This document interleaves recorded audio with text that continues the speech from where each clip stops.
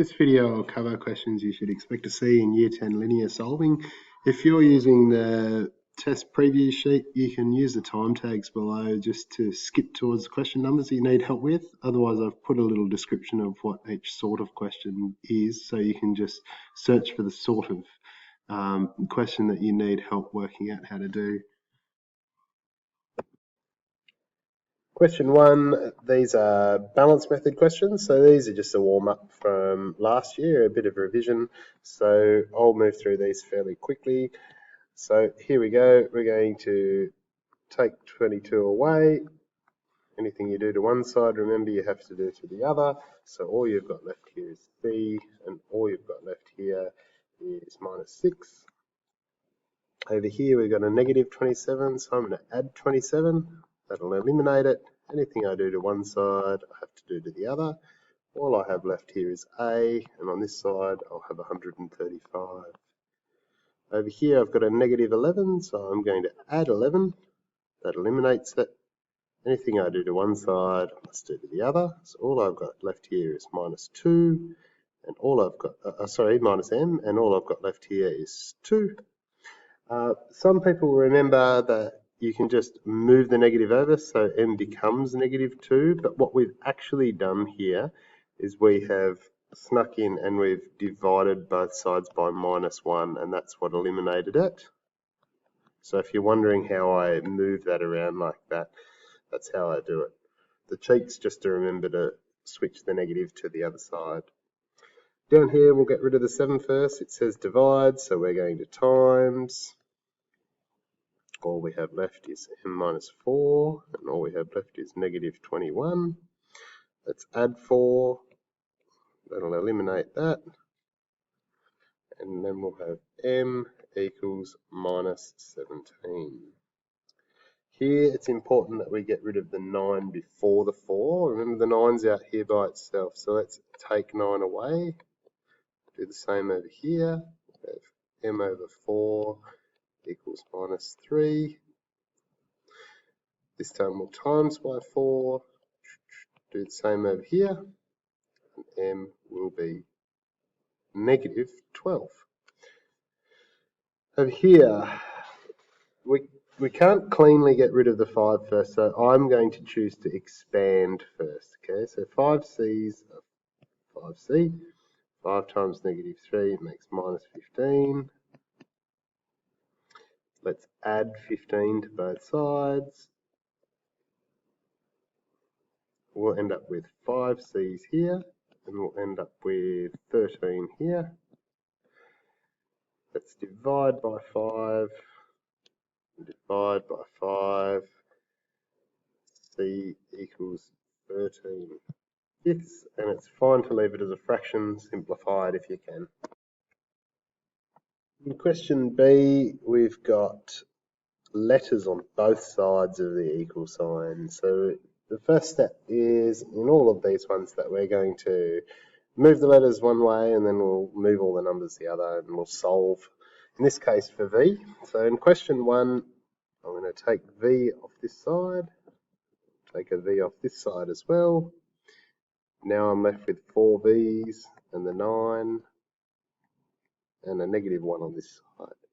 I'll take 9 away, do the same on this side.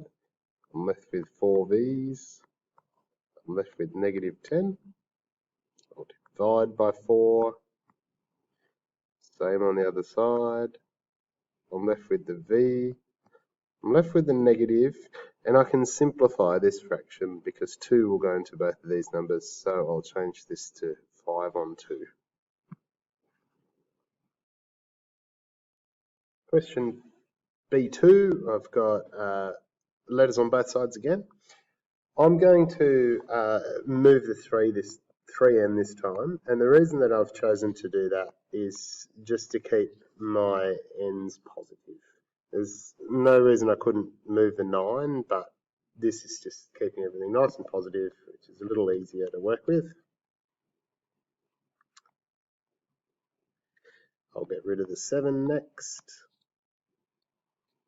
So now I've got negative 10 equals 6n. Divide by 6 on both sides. I'm left with an n, and over here again I can simplify this, so I will to 5/3 because 2 will go into both of those.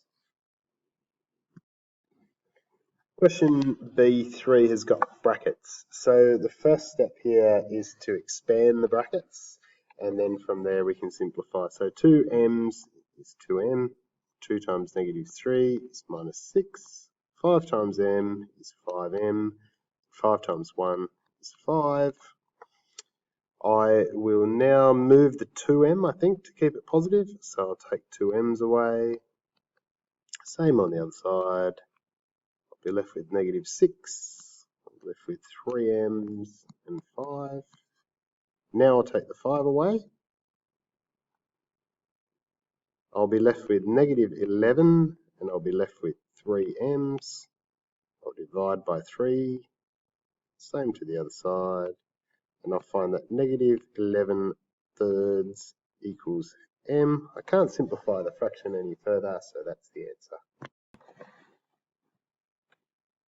Question B4 has brackets. So just like in the previous example, we'll need to expand before we can simplify. So 3 times 2 is 6. 3 times -m is -3m. 7 times 3m makes 21m's. And 7 times 5 makes 35.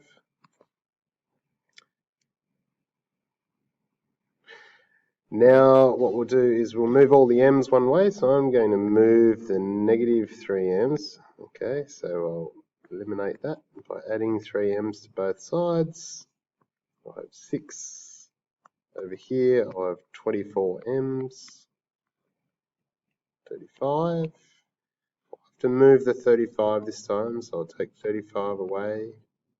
I'll eliminate it. And so now what I'll have is -29, and I'll have 24m's over here. Divide by 24, divide this side by 24, and I can't simplify that fraction, so -29 on 24 is the answer to m.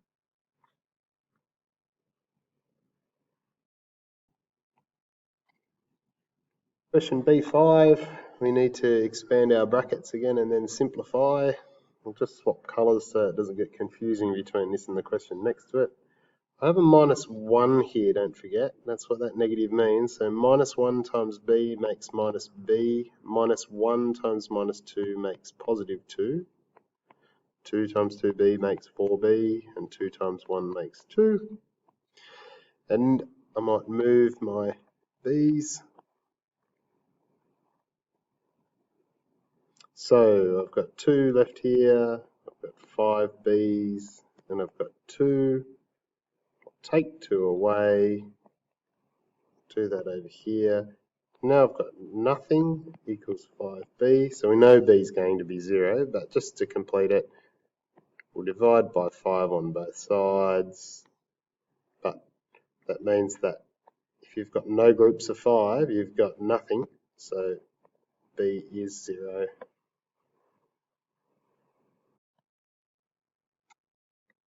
B5, which is really B6, we are expanding again and simplifying. So we've got -4 times c is -4c.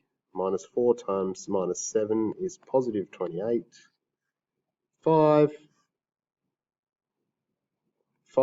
times 4c is 20c.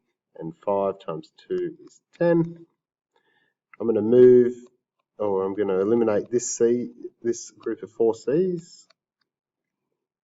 So I'll be left with 28 of 24 c's over here now, 10. Take the 10 away, and do the same on the other side. I'll be left with 18 here, and 24 c's here. Now we'll divide by 24. And we'll do the same over here on this side. Now we can, without simplifying that fraction, we can put 6 into both of those, so that will become 3/4. and all we have left is C. The questions in C are called inequalities. So you might have seen these greater than or equal, greater than or less than signs before. That's these ones here. These ones have got a extra little line on them, which means that they're less than or equal to, okay? And you'll notice over here in question 3 that it's got a straight out less than sign, okay? So what we need to do is we need to simplify these first so we know what y is, and then we need to graph it down here on the number line that I've pre-drawn. So it's very much like the balance method. What we're going to do is we're going to divide by 5, and we're going to divide by -5 over here, okay? And what we'll be left with on this side is y, and what we'll be left with on the other side, pardon me, is -7. Now, in this very special and unique case, because we divided by -5, a negative number, okay, what happens is the symbol switches direction. Ordinarily, that wouldn't happen, okay? It won't happen in the next question. The next question, it'll stay exactly where it was, but in this case, it'll shift over. So when we've answered it, so this is the answer, the solve part of it, we now need to graph it down here on the number line. And so when you go to graph these, what you can do is you don't have to do a crazy long number line. You can just pick a few points on the line, okay, that are based around this -7 number here. So I'm just going to go -8, -7, -6, -5, -4. There's arrows on each end because it's continuous, so it's working its way down to 0 in this direction, in other words. And then what we do is we plot, okay? And so we know that y is this here means y is bigger than -7, a greater number, okay? So that means that when we draw it down here,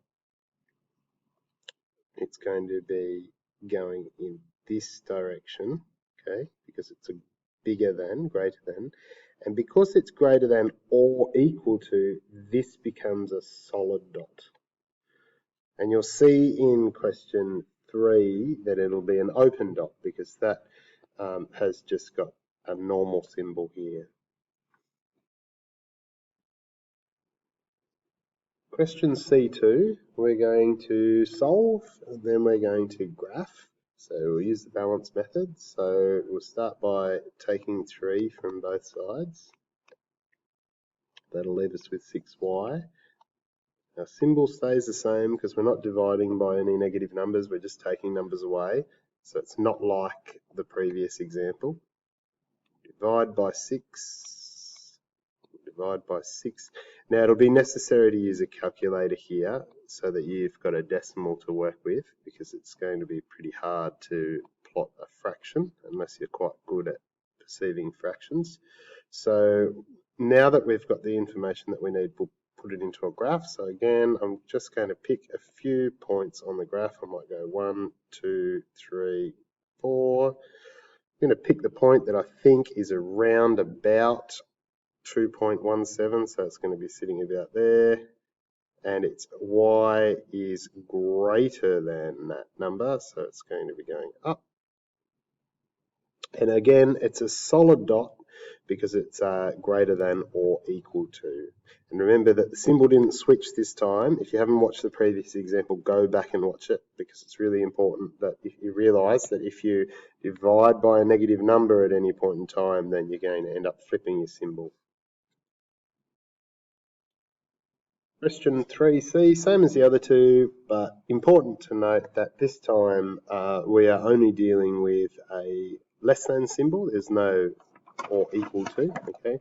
So same deal, let's take 5 from both sides. We'll end up with m on 3 here. We'll end up with -3 here. Then we will multiply by 3. Same on this side. and m will be less than minus 9, okay? So let's pick a few points on this again. 2, 3, 4. This one might be minus 11, minus 10, minus 9, minus 8, minus 7, working its way back to 0, of course. And this time the point is minus 9, okay? So I'm picking that up from here. And then I know that it is less than that. And I'm picking that up from here, okay? Might make that orange so we don't get it confused here.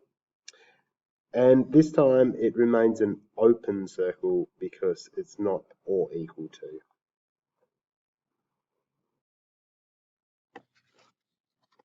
Question D, we're solving for C. We've got C's on both sides and we've got fractions, and the fractions don't have a common denominator. So the first thing that we're going to do is create one. In previous years, you may have relied on using the butterfly method, so timesing everything over here by 3, everything over here by 5. That won't work.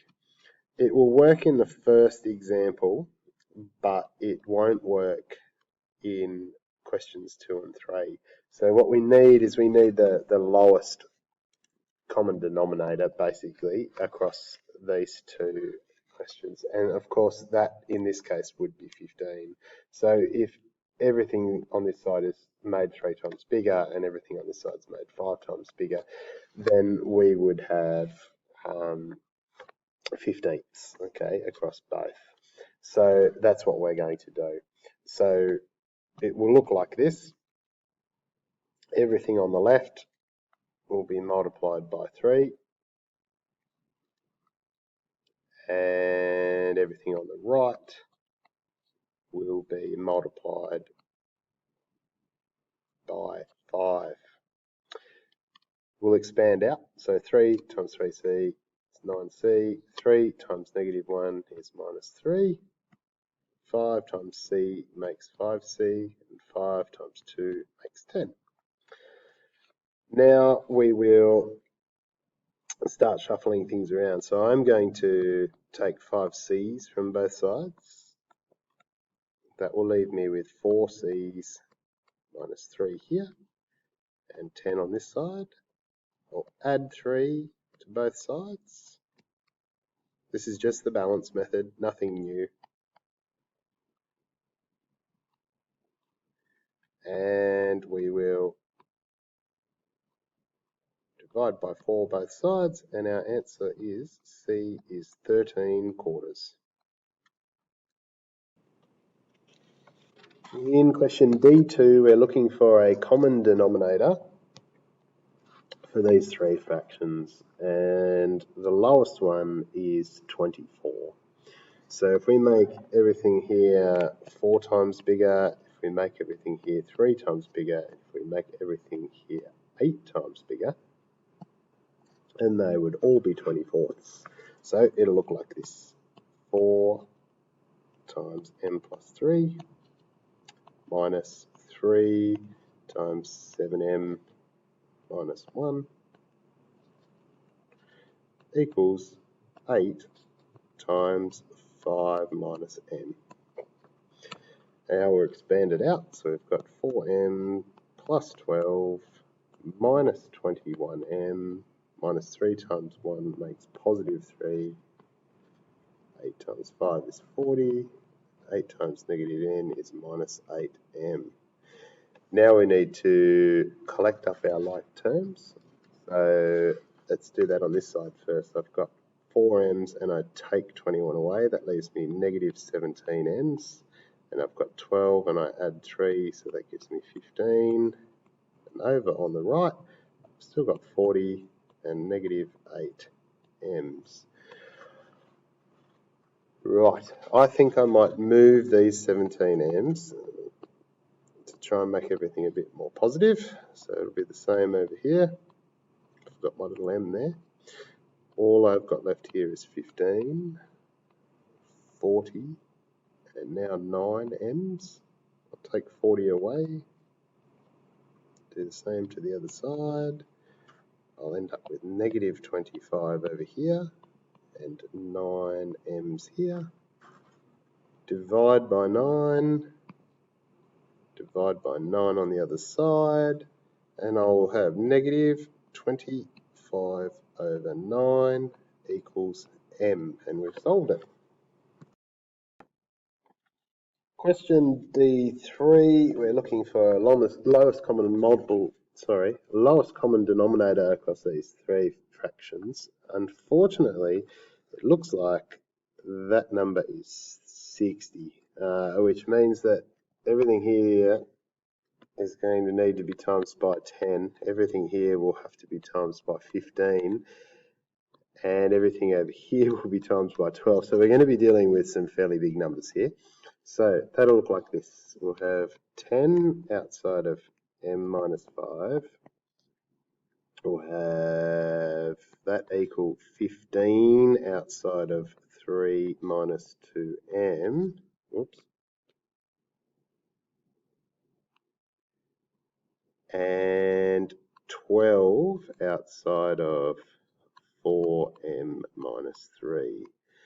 So let's expand that out. We'll have 10m minus 50 equals 45 minus 30m minus 48m. That was a 30m. And then minus 12 times minus 3 will make positive 36. Okay. Let's collect some like terms. These guys can stay here for a minute. And then over here we had negative 30m's and negative 48m's. So we must have negative 78m's over here.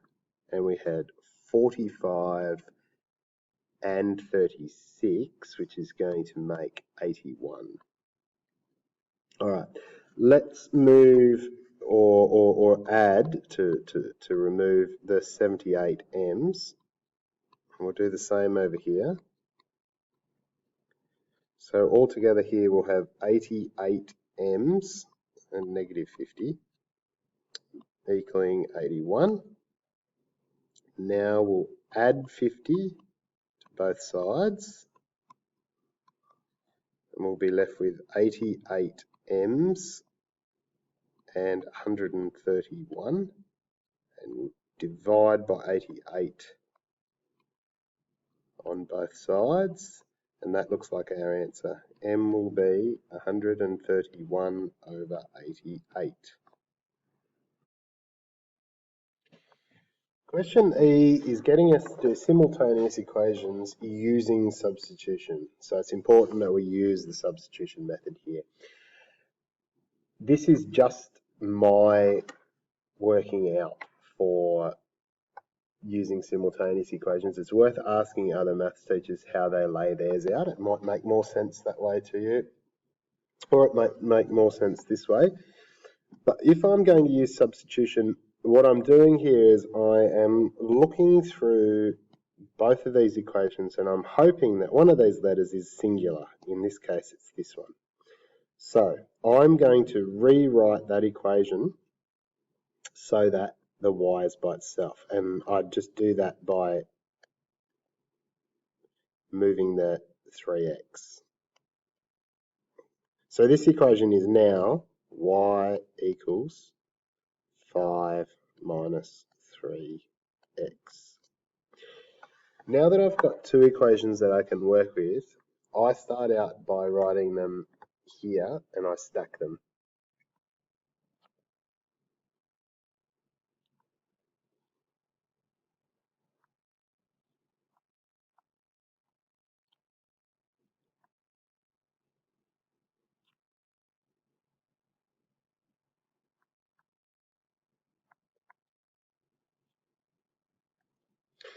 And what I do from here is I label them. I label them equation 1 and equation 2, and that's so I don't get confused later on. And I write myself a clear note here that says that I'm going to sub 2 into 1, and that will become important later, and I'll talk about that then.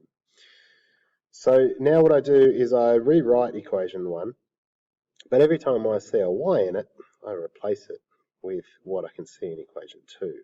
So it will read 5x minus 2 times y, but y is now 5 minus 3x. And if you're wondering where I get that from, it's coming from here, okay?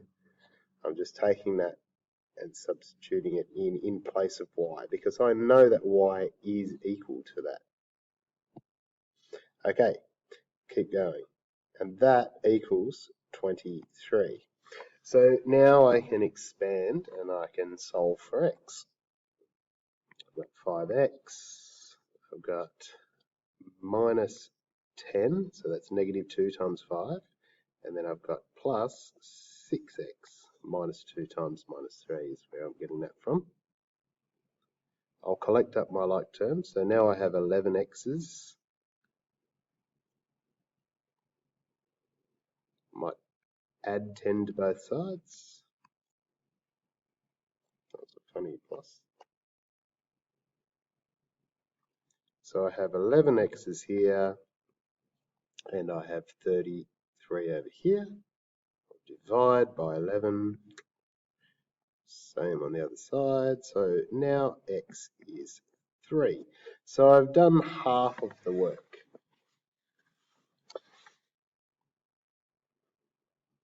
I'm just going to move myself up here so I have a little bit more room. Now that I know what x is, I'm going to sub x equals 3 into equation 2. Because I subbed into equation 1 the first time, I'll go into 2 the second time. And that's why I wrote myself a little note over here, just so I wouldn't forget. So now I write out equation 2, but instead of putting in x's, I replace the x with a 3, okay? So this equation here that I'm writing, I've just picked up from over here. And now it's nice and easy to solve. Now it's just going to be y equals 5 minus 9, so y is minus 4. And when you finish this question, you've now got two choices. Make it nice and clear for your marker either way. You can go to the trouble of saying x equals 3 and y equals minus 4, or you can write it as an xy coordinate, because that's exactly what it will be when we're graphing, as 3 minus 4, okay? And you could just put this here down as your answer, and that would be fine. Question F is getting us to use simultaneous equations again, but this time it's using the elimination method. So I'm going to go through and I'm trying to find two terms that hopefully I can match, otherwise I'm going to have to make a matching pair. And in this case, the x's match, there's 3 of each in both equations.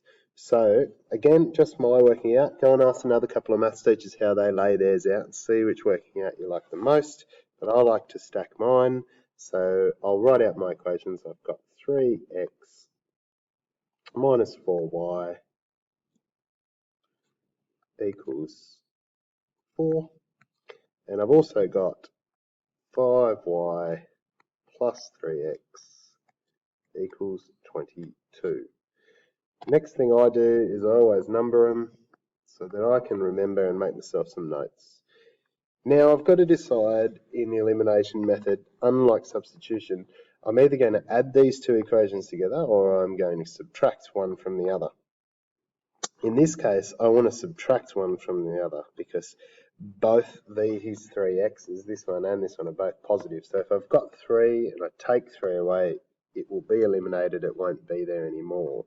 So I make myself a little note. I'm going to do equation 2 minus equation 1. I'm going to do that so that I get some nice positive numbers to work with, but it doesn't matter if you decide you want to do 1 minus 2. And I'm going to go through and systematically work this out. So if I take the 3x here and I subtract that 3x, they'll eliminate each other and they won't be there anymore. So in the next step, what I'm going to do is I'm going to do 5 minus, so 5y minus 4y. So in other words, 5y plus 4y. So that one will become 9y, okay? Remember that that came from 5y minus 4y, okay? And those cancel each other to make a positive.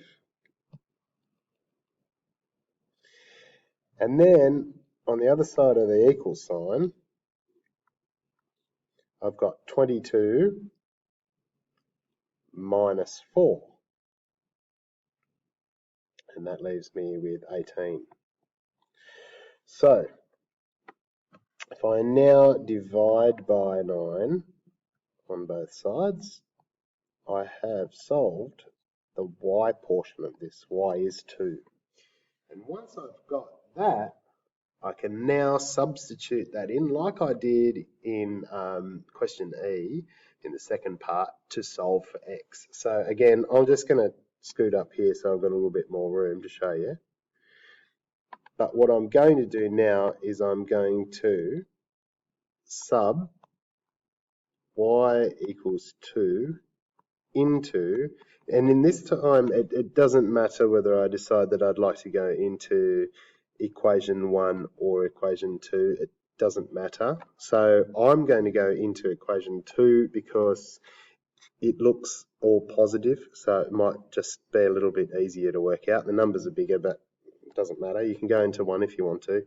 So this time, when I write out my equation 2, okay, so again, I'm pinching it from here, okay, it's going to read 5 times y, that we now know is 2, plus 3x equals 22. And now I'm just going to simplify it. So 5 2's are 10. Let's take 10 off both sides. I'll end up with 3 x's here, and I'll end up with 12 here. I divide by 3 on both sides, and I'll find that x is 4. Now I've got my answers, okay, this one and this one. And just for my marker, I'm going to come over at the end and I'm going to say, therefore, x is 4 and y is 2, or you can choose to answer it as an xy coordinate because that's what it is, and that would look like this. I might just change colors for you. That would look like a final answer of 4, 2.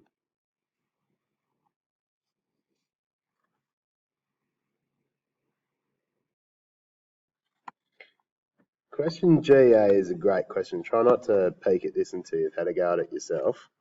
This is a good example of when you could actually use simultaneous equations. So we need to write our own formulas, and then we need to use simultaneous equations to solve it. So it's good because you see that there's 2 people here, and we don't know what either of their ages are. So we can use this to find it out. So we need to write a couple of equations. Let's start with the first sentence. It says Kim is 7 years older than Dean. Okay, so we'll use their first letter, K for Kim, D for Dean. Keep it nice and simple. And it says here that Kim is Dean's age plus another 7 years. Okay, in other words, Kim is 7 years older than Dean. Now, the second sentence, if their combined ages, so in other words, if we add their ages together, it will equal 97. That means that if we add Kim and Dean's ages together, their combined age will be 97. And now what we've done is we've written our 2 equations, and we are going to use simultaneous equations to solve it. So we'll call them equation 1 and 2. so we don't get confused. And at this point, we need to choose, do we want to use substitution or elimination? I would use substitution because equation number 1 here lends itself to it nicely. You've got the k sitting out there by itself, so you'll be able to sub it into equation 2 easily. So I'm going to say here to myself, sub 1 into 2, so I know what I'm doing and my marker knows what I'm doing.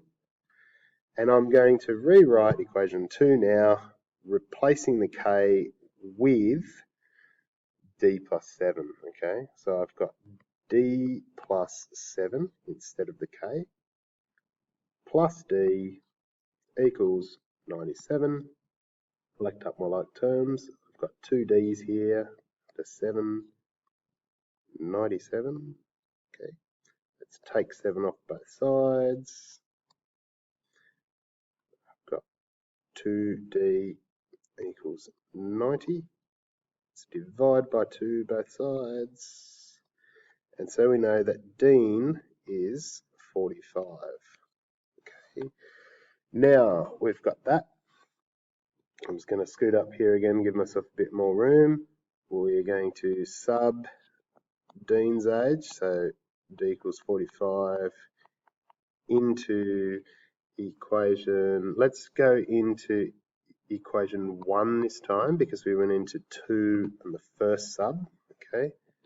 And so that means that Kim's age will be Dean's age of 45. Getting this equation here from over here, okay? I'm just saying that K equals D, which is now 45, plus 7, which makes Kim 52. And so now for my marker, I'm just going to write Dean is 45, Kim is 52.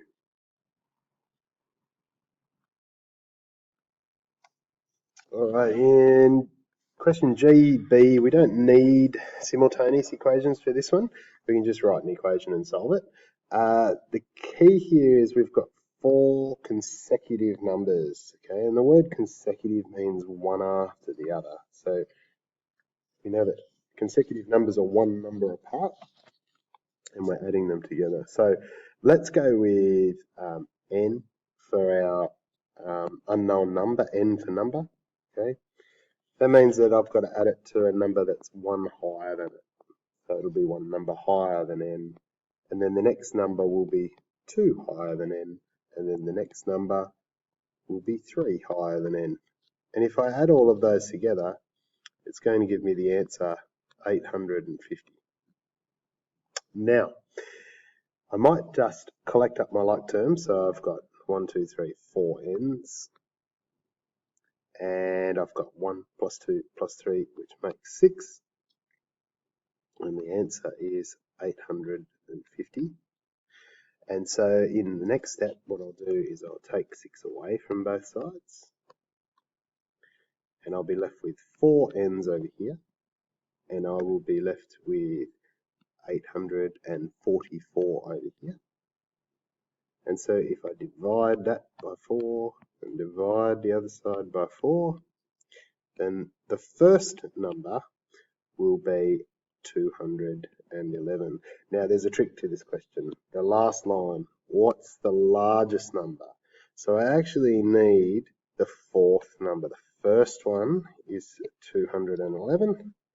And so the last number, remember as an aside, was that number plus 3. So that means that the answer will be 214 being the largest number.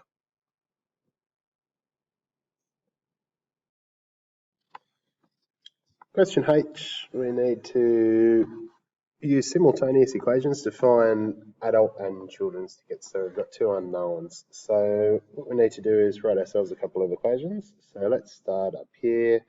We've got adult tickets and children's tickets. So let's call adult tickets A and children's tickets C. It says that adult tickets to the big top circus are 3 times more expensive. So adult tickets are 3 times more expensive than a child's ticket. And then it tells us one performance, 63 adults and 111 children. So we've got 63 adults and 111 children attending, and that raised $7,500. So it looks like we've got our two equations. We've got equation 1 and 2. We need to decide, do we want to use substitution or elimination? I would use substitution because we've got a single a value in equation 1. So I would say let's sub equation 1 into 2, and that should give us our answer. So we'll rewrite equation 2 as 63 times 3c plus 111c, making 7,500. And that means that we'd have 189 C's plus 111 C's, making 7,500, which means that 300 C's makes 7,500. And if I divide both sides by 300, then one child's ticket is $25. So I'll say, therefore, one child's ticket is $25.